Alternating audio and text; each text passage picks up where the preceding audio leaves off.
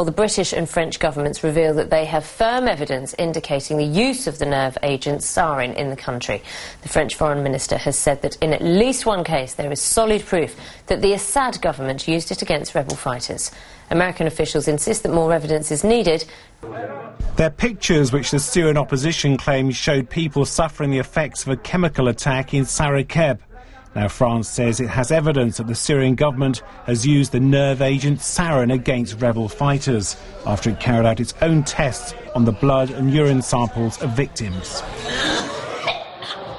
The conclusion from the lab is clear: there is sarin gas. Well, the other question is, can we trace who has been using it? In one case, there is no doubt it is the Syrian regime and its accomplices. Le régime et ses complices.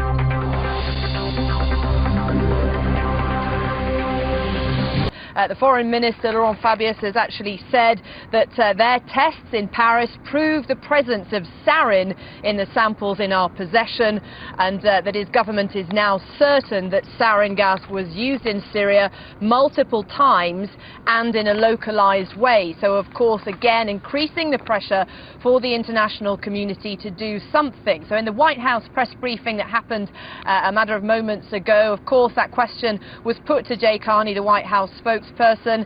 He talked about the fact that if this is proved, then of course it would be a game changer. Didn't use that phrase they've used in the past, saying it would put a red line in the situation and really force them to change their plan. But here's what he had to say in response to France's claims of these tests proving positive for sarin. We have worked very closely with the French, as well as other allies, as well as the Syrian opposition, to build on the information that we had developed about the likely use of chemical weapons in Syria. And we continue to work with the French and the British and others and the Syrian opposition to do that. I would note that the French report that you're citing says that more work needs to be done to establish who is responsible for the use and the amount that was used and more details about the circumstances around it.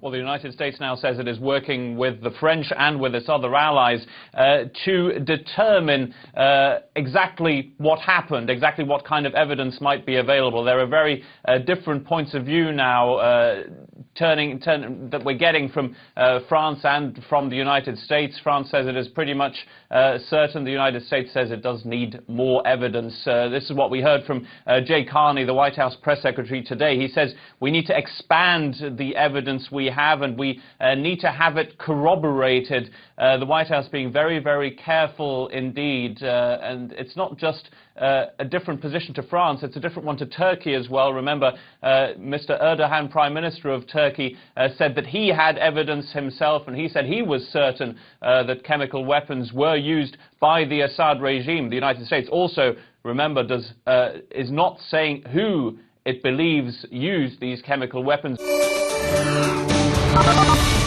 Well, the chief of the UN's Commission of Inquiry on Syria says the country is now in freefall.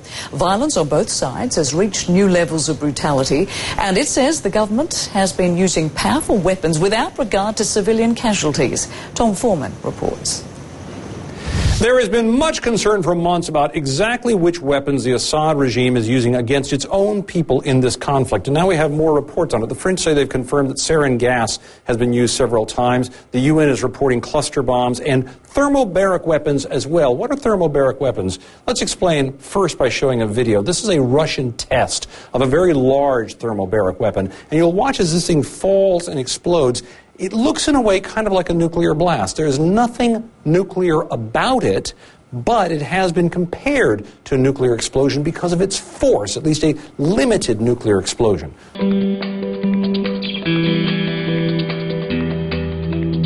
The news comes the same day as the UN published a report describing Syria as in freefall.